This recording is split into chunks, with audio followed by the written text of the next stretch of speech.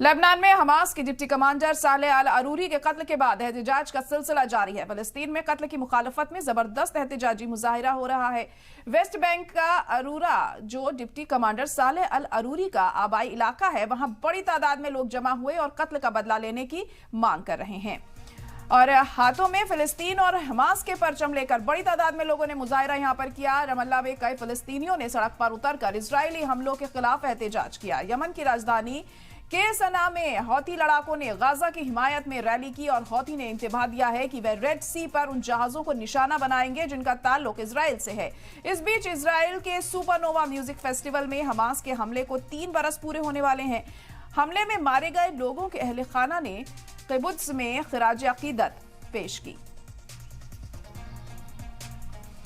तो Hamas Israel की जंग को आज 100 दिन पूरे हो चुके हैं, लेकिन अभी तक भी हाल फिलहाल में ये जंग रुकती हुई हमें दिखाई नहीं दे रही है। और लेकिन अब जो लोग हैं वो भी अब सड़कों पर उतर आए हैं। वहीं लेबनान की अगर बात करें तो यहाँ पर हमास के डिप्टी कमांडर सालेह अल अरूरी के कत्ल के बाद एहतजाज का सिलसिला जारी है। फलस्तीन में कत्ल की मुखालफत में जबरदस्त एहतजाजी मुजाहरे हो रहे हैं। वेस्ट बैंक का अरूरा, जो डिप्टी कमांडर सालेह अल अरूरी का आबाई इलाका है, वहां बड़ी तादाद में लोग जमा हुए और कत्ल का बदला लेने की यहां पर मांग उठा रहे हैं, क्योंकि उनके लीडर को कत्ल किया गया। उसी का गुस्सा इन लोगों में साफ तौर पर दिखाई दे रहा है। इन लोगों के हाथों में फिलिस्तीन और हमास के परचम हैं और बड़ी तादाद में ये लोग यहाँ मुजाहरा करते हुए दिखाई दिए। रमल्ला में कई फिलिस्तीनियों ने सड़क पर उतरकर इजरायली हमलों का यहाँ पर उनके खिलाफ एहतजाज किया और यमन की राजधानी के सनुआ में हौथी लड़ाकों ने गाजा की हिमायत में रैली भी की। हौथी ने इंतबाह दिया है कि वो रेड सी पर उन जहाजों को निशाना बनाएंगे जिनका ताल्लुक इजराइल से है। इस बीच इजराइल में सुपरनोवा म्यूजिक फेस्टिवल में हमास के हमले को 3 बरस होने वाले हैं।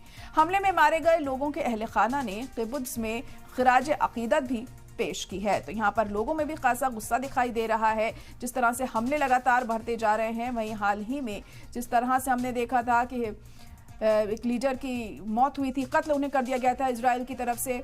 इसके बाद से अल अरूरी का जो आबाई इलाका है, वहां बड़ी तादाद में लोग जमा हुए और कत्ल का बदला लेने की वो मांग कर रहे हैं। हाथों में फिलिस्तीन और हमास के परचम लेकर बड़ी तादाद में लोगों ने यहां पर मुजाहिरा किया और रमल्ला में कई फिलिस्तीनियों ने सड़क पर उतरकर इजरायली हमलों के खिलाफ एहतजाज किया।